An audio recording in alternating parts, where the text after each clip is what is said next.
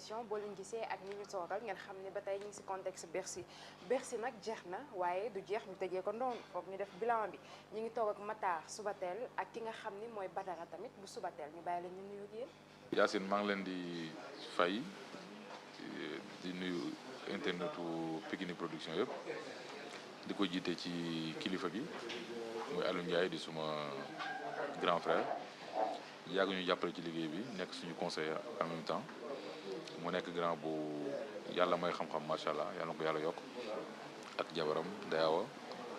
di la nuyu également yow tamit.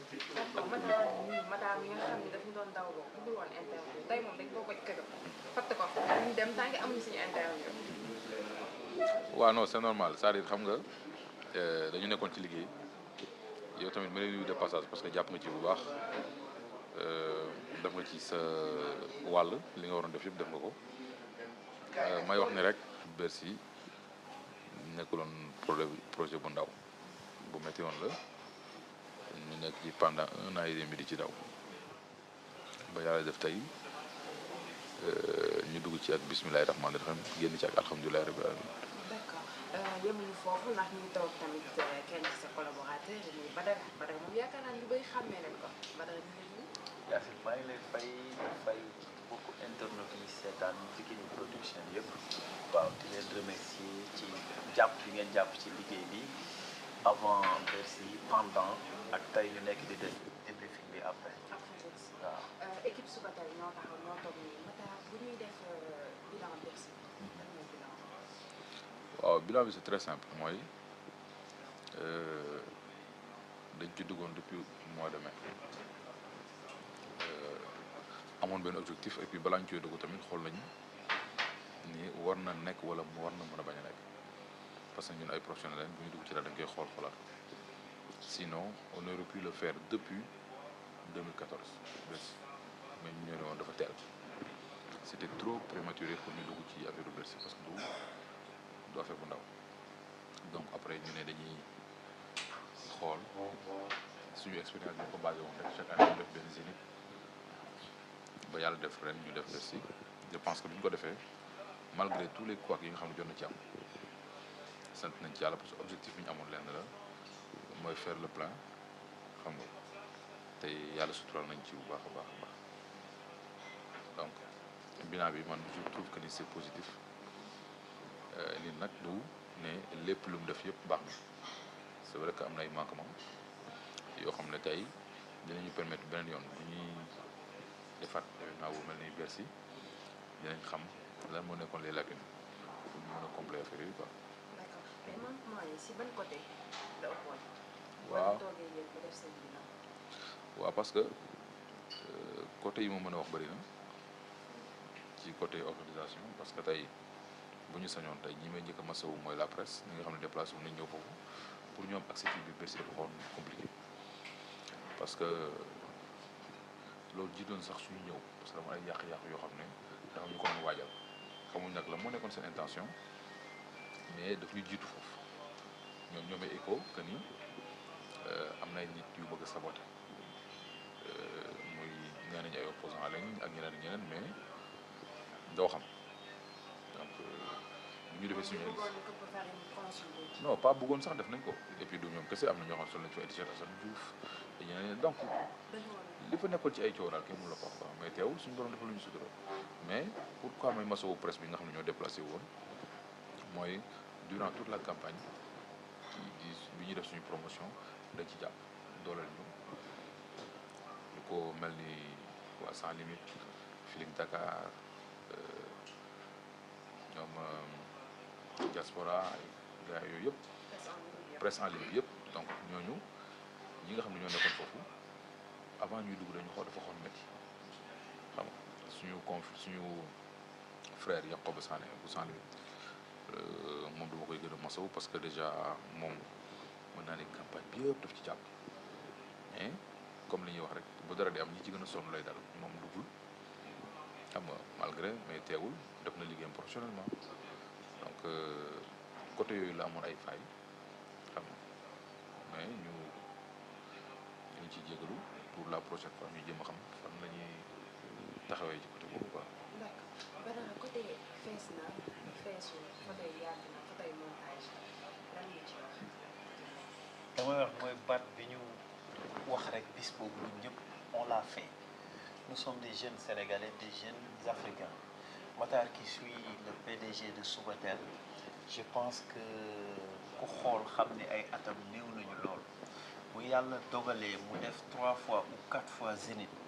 de spectacle yu mag yooyu ba def tey structure bi Subatel def Bercy nit ñëpp gis li ñu gis dañ naan jant baa ngi nii moom jarul a buuxante parce que ñun ñu organisé ak Sénégal yi nga xam ni ñëwoon nañu nga xam ni dañ ko retransmettre aussi en direct olof dañu lu ñuy fàng kenn du ko jeex donc li xew Bercy àdduna yëpp teg nañ ci seen bët ñun li ñuy wax mooy sant yàlla malgré li la Matar wax yéene yi nga xam ne des fois mu am mooy ñenn ñi bu ñii di gas ñii ngi suul ñu dem ba egg ci police française benn moment tëj nañu buntu Bercy pendant lu yàgg loo xam ne Matar a ngi ci biir di gérer artistes yi man maa ngi doon gérer porte yi ñu tëj ko lu yàgg mais teewul bi police bi ubbiwaatee li xew Bercy ñëpp gis nañ ko loolu moo doyee sant yàlla sëñ Mbay Jaxate xaw ma sëñ Moussa Kane ak da daan wax ni fëxal te bul gestu ndem bëgg ngaa raw ñun ay xale lañ yoo xam ne dañuy fëx rek te duñ gestu ndax dañoo bëgg a raw fi ñu toll nii réussite bi ñu am ci Bercy yeneen yi ci kanam lañ nekk di xool mais loolu moom biti la fanaan mooy liñ naan slogan bi bu jeexee rek jeex. mais ba mu déggee aussi ngeen di wax dafa mel ni ñi leen bëggoon yàqal pour Bercy bañ a am parce que tout le temps booy Matar wax nga ko yow wax nga ko avant Bercy bi commencé quoi qui ñan ñoo nekk ci ginnaaw ba bëggoon saboter affaire bi. waaw mais xam nga loolu moom moo àdduna moo ànd xam nga Subatel dama rejoindre si Matar mu nekk ci mission bi may ñëw fekk ko mu organiser Bombardier Modou Lo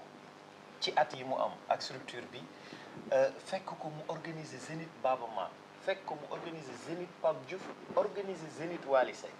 mais tu sais dans chaque milieu boo gis am na ci milieu yëpp nit ñi dañuy jàpp ni kii warul dem wala bu demee daf ñuy suul wala ndamam day mel ne li muy réussir moom da koo xañ keneen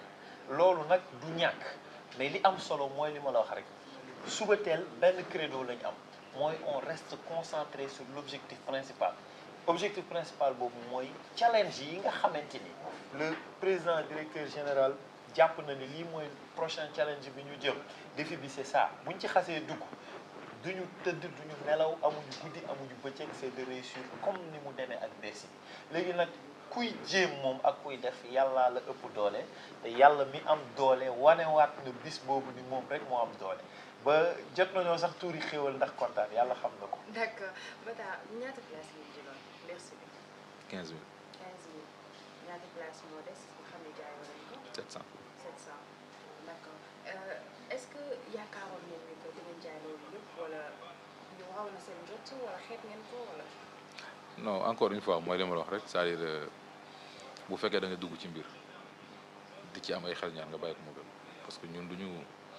ñu sooboo ci dara rek amatul dellu ginnaaw quoi mooy la Badara wax léegi en 2013 dañu defoon Zénith Pape Diouf Zénith bi ñu defoon bi ñu koy dugg ñu bëri dañu woon da ngeen di font mais bi ñu ko defee y avait 9000 personnes yoo xam ne ñu ngi ci biir salle bi 4000 mënuñu dugg ba ñu paree dañ ñëw convoqué police ni ñu leen jaay ay billets yu ëpp année bi si topp la ñu waroon def Bercy ñu ne non non dafa teel donc moo tax bi ñuy jug pour def Bercy dañu pare woon ci côté bi ñu naan ñu wàññi leen salle bi ñu naan ñuy wàññiloo salle la ñu def wala ñu toog am waaw mais d'accord na mais c'est-à-dire xam nga salle bi la salle elle est modulable mais ay xool am na ñu fiy def moins de non moitié sax xam nga donc loolu du problème essentiel mooy objectif bi ñu amoon mooy def ko def nañ ko c'était ça l'objectif. d'accord léegi lan moo tax lu ñëpp di laajte mooy lan moo tax yéen waa Subatel seen choix porté ci Pape Diouf. waaw en fait pourquoi loolu dina yomb expliquer du ma nekk di man du ma jay nit du ma tàgg nit mais Pape dafa nekk artiste boo xam ne dafa neex a liggéeyal benn ñaareel bi mu nekk artiste bu sincère ñetteel bi mu nekk koo xam ne bis boo leen entamé benn projet ensemble yow yaay nelaw même du nelaw réussite bi moom moo la koy gën a bëgg te nag boo nee bay léegi artiste moom xoolul xaalis muy xool réussite kooku dafa jar a jàpp loolu tax suñu choix porté wu ci moom te nag dañuy gën a sori ak moom Pape Diouf. seen choix kon porté wul ci kii moo xew moment bi kii mooy gën a jaar. non bu doon loolu la kon ñu nekk ci yeneen ak yeneen mais mooy li ma la wax ñun pour ñun Pape Diouf xew si ñun gisuñu keneen ku xew. parce que ñëpp a ni laaj lan moo tax Bercy bi tëggoo leen ko ak Wally. non c'est-à-dire mooy li ma la wax ku nekk ak sa choix ku nekk ak ki nga bëgg a liggéey man sama choix Pape Diouf ah am naa ci droit waaw. waaw mais xam nga mooy li la Matar wax sur le plan même marketing commercial nga xamante ni Subatel entreprise la boo xam ni dafay liggéey aussi vraiment di am ay bénéfices mais boo xoolee Pape Diouf Bercy bu fekkee da ngay investir loolu ngay def xam nga France ay salle Doc Eiffel moo ci gën a tuuti ci dog yi mu def ko tëj ko def Doc Ousmane tëj ko def Pullman Rideau Noir def Zénith tëj ko ak Matar lan moo desaato Bercy rek loolu mooy ordre chronologique léegi nag ci ordre chronologique boobu noonu ñu gis ni Bercy moo des ak moom te boo ko defee ak moom suñu borom dana la ci defal sutura parce que sénégalais de la diaspora yi nit ñi aussi ay way la ñuy déglu en musique la ñuy déglu coow mën naa bari buzz mën naa bari mais musique dëgg ku ko bëgg a déglu xam nga ñan ngay déglu ak ñan ngay baali loolu moo am Bercy keroog moo tax le choix s'est porté sur Pape Diouf et c'est un choix boo xam ni regretté wuñ ko te yaakaar naa ne nag dañ ni li nga jàppoon ba mel nii bu ko bàyyeeti jig na la moo tax Matar dina junj nii danañ dem ak moom feneen. non seulement sax nañ dem moom feneen mooy li ma la wax rek c'est-à-dire ñun mosuñu liggéey ak Pape Diouf perte mu wax la ko tey. mais côté budget. Bercy bi ñàkk a wax. si loolu moom buñ koy xayma moom duñ fi jógee c'est-à-dire dafa dem ba bon mënuñu estimer exactement au début on était à 550 000 euros mais dépassé nañ ko. 550 000 euros. waaw mais dépassé nañ ko bu baax parce que dafay am ay frais yoo xam ne doo ko mën a compter déjà hôtel yi da nga ñëw fekk sa ay mbokk yoo xam ne da lay wóor ne ñii amuñ fu ñu fanaan te dafa événement benn tax bi mais tu es obligé nga jëlaat yeneen hôtel boo amee dara suñu mbokk yaa ngi fa tu es obligé nga séddoo comme ñoom mooy li ma la wax rek Bercy bi du woon Bercy boo xam ne ci gagné xaalis mais challenge la woon ak benn défi boo xam ne dañ ko doon relever te suñu borom daf na duñ sutura te suñu borom bu la defaree sutura doo xool xaalis. non perte non moom la non ba tey déggoo rek. non waxuma beneen côté boobu ngeen di wax yéen. côté finance yéen da ngeen perte si Bercy bi. mooy ba tey déggoo li ma dama ne la biñ ciy dugg xooluñ ci woon xaalis parce que ñu ngi koy doog a def Bercy te challenge la woon ci ñun dafa am benn défi bu ñu tegoon suñu kanam dañ ko doon relever te sant nañ ci yàlla. yaa ngi dégg donc tey lépp luñ ci gagné dañ ko delloowaat nit ñi. macha allah sant nañ ci yàlla bu baax a baax. waaw pourtant loolu la Matar di leeral. li ngay leeral mooy xam nga li nga gagné comme bénéfice moom nga delloowaat ci askan bi mooy par exemple tey nga fekk sénégalais yoo xamante ni bëgg nañ dem ci billet d'avion par exemple nga jël tey sénégalais yu bari ñoo xamante ni ñii bokkuñu ci groupe bi bokkuñu ci staff bi bokkuñu ci kële bi mais pour bañ leen a seetaan pour bëgg jàppale leen ñu dem xam nga et tout ça affaire yooyu noonu da nga koy def yooyu sa bénéfice yooyu dépensé la li Matar li ñuy waxtaan maak Matar aussi ci sénégalais yi aussi seen féex des fois nga dem dugal nit je veux dire ay hôtel bu baax ci Europe mais bar bi ak resto baak yooyu yëpp mu dépensé benn bis bi mu jël fa loo xam ne boo ko boolee day mat 6 000 euros te du ci xam dara moom pour moom mën na jaar fépp jël consommé ci teranga Sénégal ak yooyu bi da ngay jaar fayaat ko ay dépenses yi mu lay wax extra yu ndaw yi nga xam bu ñu la ko nettalee ay anecdote la yoo xam ne sénégalais bi moom ci féexam jàpp na ni mën na wàcc ci concierge bi wala mu woote service room laaj par exemple loo xam ni doo comprendre te yow bi leen fa indi yaa koy fay dañuy toog des fois ree maag moom guddi gi bay bëgg a mais on le paye yooyu kenn mënu ko quantifier mais xam nga li am solo te amul prix mooy c'est la victoire du Sénégal jour boobu dañ ni c'est le Sénégal qui gagne ñu gis drapeau bi di flotter ñu xam ni la musique sénégalaise et la musique africaine amal na ndam kan moo ko amal ndam c'est l'artiste Pape Diouf kan moo ko amal ndam c'est la structure Subatel boo xam ni c'est les jeunes sénégalais africains ñooy jéem ñooy teg loolu rek moo ñu amal importance. Bercy bi tamit ñu fa demoon ñu bëri ñu doon kaas ni que dafa gàtt lu waral yéex a commencé. waaw en fait loolu dina neex expliquer lan moo tax yéex a commencé bi mooy li ma la wax sànq xam nga tubaab xamul violence tey ñi nga xam ne ñoo ñëwoon am intention boo xam ne bu bon moo leen tax a jóg parce que boo gisee bi ñuy commencé opposants yi taxaw yor seen ay farine mais tubaab bi dañuy ragal c'est normal sinon salle bi doon na fees 20 heures kenn du foon xaj mais bu ñuy taxaw yor seen ay farine di consul du Sénégal mais institution la boo xam ne moo représenté Sénégal en France donc tey boo ñëwee di ko menacé ak yeneen yu rax ci ginnaaw mais normalement il faut gars yi mettre de l'ordre ba pare ba raxas foofu yow mu clean ñu doog a bàyyi ni ñu dugg loolu moo waral affaire bi yéex commencé. avant Bercy ñaata événement nga organisé fii Sénégal. def nañu sabar bi ngeen ci gën a jàpp. waaw sabar bi moom laa expliqué organisé nañ 3 événements benn bi ñu ngi ko def ak Marcel ñu koy nuyu de passage mu nekkoon suñu sponsor leader mu def ci liggéey bu rafet moom aussi moo koy félicité ci salon bi mu organisé Paris moom lañ defal benn événement Radisson beneen bi mooy ñu amoon ak communicateur traditionnel nekk Pikine ñoom tamit ñu leen di remercier de passage parce que aussi loolu c'est très important il faut ñu koy souligner tey bi ñu annulé sabar bi mënoon nañu bañ annulé concert bi mais dañu gis ni ñaar yëpp dañu jege te dañ ñëwoon dëy la ñu wax parce que ñoom ñu ko annulé dañu joxoon comme alibi que ni Bruno Diatta moo gaañu ñu ne garaawul comme que demee na noonu nañ annulé ñaari ñoom aussi ñu nekk ay nit yu compréhensif parce que jël affaire bi def ko seen biir ne seen biir la moo tax bu ñu ko annulé dégguñ ci dara supporté nañu ba affaire bi jeex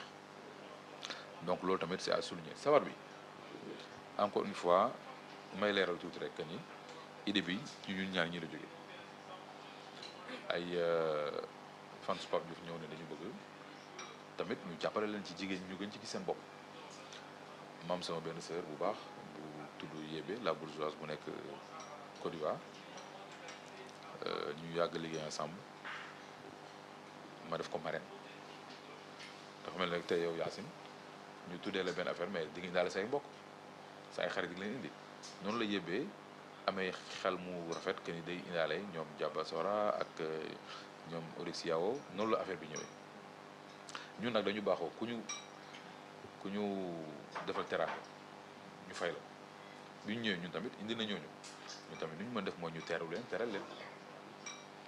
donc moo tax bi ñu ñëwee ñu teg leen ci ay conditions jël leen ak suñu ay limousine fay leen hôtel yu baax ñu dëkk fa ba pare wala yóbbu sabar bi donc sabar bi au contraire dañ ci sant yàlla bu ñu ko annulé parce que loolu indi réussite Bercy bi moo indi réussite Bercy bi ñu ci sant yàlla parce que liñ ci bëggoon dañ ko ci am mooy en certain moment il fallait que adduna yëpp yëg Bercy bi te sabar bi permettre nañu ko sabar bi stratégie yi ci joué yëpp dafa jàll. non bu ñu nee sax xamoon nañu non mënu duñu wax dañuy xamoon nañu annulé sax non non non sabar bi ñun sabar bi ñoo ko annulé suñu bopp ñoo ko parce que gars yi ñu bëri nañu yaakaar police moo fa ñëw non préfet moo ñëw wax ak ñun ñu annulé ko préfet moo ñëw man la waxal personnellement man la waxal ñu expliqué bi ñu waxee ñu ne ko loolu mooy ma ne ko loolu mooy seen raison mu ne waaw ma ne ko problème moo woo ba dara ñu annulé ko comme ay responsable mais police ñëw fa kenn ñëw fa parce que mais bien sûr moo yóbbu Bercy fi mu toll non pas stratégie sabar bi mu nekkoon stratégie def sabar bi stratégie la woon moo nekkoon stratégie def ko pour jaay l'événement loolu stratégie la mais annulation du stratégie. waaw mooy li la Matar wax rek xam nga à chaque fois je viens peut-être pour renforcer li mu la wax ci noon bi ni mu bëggee yàq il a fait la communication positive de la manifestation la bëgg wax maanaam noon bi ni mu ñëwee noonu pour yàq pour graawal pour dire que sabar bi mbubbal ko mbubb bu mbubboowul xam nga nit ñi bu ñuy xool sénégalais aussi dañu mën a décortiquer sénégalais dañoo dégg ba buñ duggee ci kër dégg ci lu daanu sax ñu xam lu muy wax donc bu nit di wax intention bi mu ci am ak li ci ginnaaw ñoom dañ koy xam je veux dire fi la Matar di waxee mooy ñi am yéene wu yàq dañuy mujj def promotion de l'événement sans le savoir loolu nag ci acharnement ci sabar beeg jéem a def ay affaires c'est ñoom ñoo mujj def la promotion de l'événement ba àdduna yëpp Bercy rek lañ doon waxtaane donc mujj gi les gens se disent que ni Bercy moom ku fa demul da nga raté bis boo xamante ni loolu ñu mujj indil sutura. D'accord parce que seen invité yi tamit ñu fàttali ni annoncé woon ngeen leen. Bercy mais gisuñu leen. waaw mooy li ma wax toujours rek xam nga nit ñun dañ nekk ci dëkk boo xam ne parfois il faut nit ñi di xoolaat seen bopp tuuti parce que yaakaar naa ne pour bi tey doon na neex trop suñu benn star jógee fii dem Côte d'Ivoire am na lu ñu lay traité di nga xoolaat sa bopp wala di nga ne Ivoirien dañuy soxor te pourtant demul noonu mais tey ay doomu jàmbur du ñëw ci biir dëkk bi bàyyi seen dëkk ñëw fi Sénégal ñu ne dëkku teranga la mais ñuy teg seen deri lu ne parce que loolu dafa salté parce que même bu fekkente ne ñoom li ñu leen di waxal mu nekk ñoom fekkewuñ fi ñu leen koy defee kon nit da ngay maandu nit da ngay maandu te suñu borom dafa bëgg ku suturaal doomu adama donc waruñu teg seen der yi ay jigéen yu jaay seen bopp lañu wala dara parce que ñun xamul lu ñu leen loolu man mi di wax yow xamul lu ma leen ko comprendre nga donc loo xamul nit ki nag da nga ciy maandu donc mais bëgg a yàq warul tax ngay sos wala ngay teg ci dem nit ki loo xam ne xamoo ko moo tax tey ñun sax sawaratuñu woon ñoom ñu ñëw ci Bercy bi parce que am na ci loo xam ne nit da koy jomm parce que humiliation la ay nit bàyyi seen dëkk ñëw fii parce que am nañ fi ay fans parce que tey yow mi may waxal Snabou Diaba Sora yaa ngi moom parfois nga tëju xool waaw mais am na say morom yu ko am bëri nañ fi ay fans ñi fa ñëwoon ñëpp ñaat mais sabar bi 20h fees na dem yaa ngi fa woon ñoo la fa indi woon ñoo la fa indi woon waaw mais ñoom laa wax dañu am ay fans yi loolu ñoom moo la fa indi waaw ñoo la fa indi donc tey ku ci nekk ak nu mënti mel am na ku lay bëggee donc tey pour man bu nit di wax na wax aqulay taala am xam ni dafa am lu la tiim donc tey loolu moo tax ma ni muy ñëwul sax grawul parce que ñun bëggatuñu woon sax ñëw Paris mu jural yenn polémique.